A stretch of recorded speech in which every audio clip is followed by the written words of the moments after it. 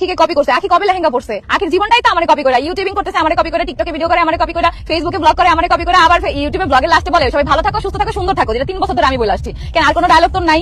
কোন ডায়লগ দে যে মেয়ের জীবনটাই এখন চলতেছে আমারে কপি করে, ওই মেয়ের নাকি আমার কপি করতে হবে? ভাই তাহলে তো আমার গার্মেন্টসে ভর্তি হতে বললে বেলে যাইতে গেলে দরকার নাই।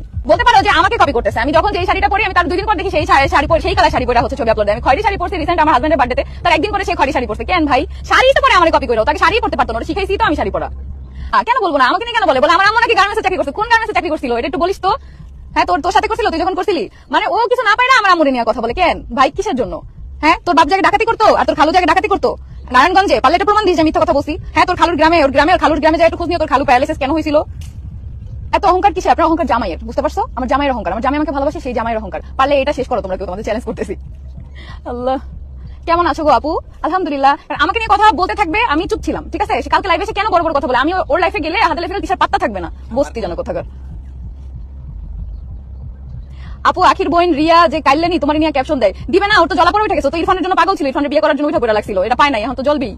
বেশি কথা বলে ইরফানের যে বয়ফ্রেন্ড কইয়া যে কি টেক্সট দিল ওইগুলো স্ক্রিনশটগুলো আপলোড দিয়ে দিও একবারে, বুঝতে পারছো? নতুন নতুন ব্রাইডাল লুক দিচ্ছে তো তাই এত ভাবি। সাথ দিয়ে দিছি না, আমি অসুস্থ ছিলাম যার জন্য এগুলো নিয়ে কিছু বলি নাই। দেখি একটার পর একটা লাইভ করতেছে, একটার পর একটা লাইভ করতেছে। আবার আমি যাদের সাথে প্রমোশনের কাজ করি, ও কি একটা কথা দাও তো ওই ভয়েস আমি শুনি, আমার কাছে দাও। ও কত বড় সাহস, ও জেসমিন নিয়ে এত বড় কথা বলে। ও কোথায় পাইছে এত বড় সাহস? সবাই পৃথিবীর সবাই কি শুধু ওর সাথে প্রমোশনের কাজ করবে আর আমার সাথে কেউ কাজ করবে না? তাহলে করলো না কেন? ও কেন ধরে রাখতে পারে নাই? হ্যাঁ আসলে কি আমার পাতা থাকবে না? আমার জামাই আমাকে এত ভালোবাসেন ভাব দেখাবো না? অবশ্যই।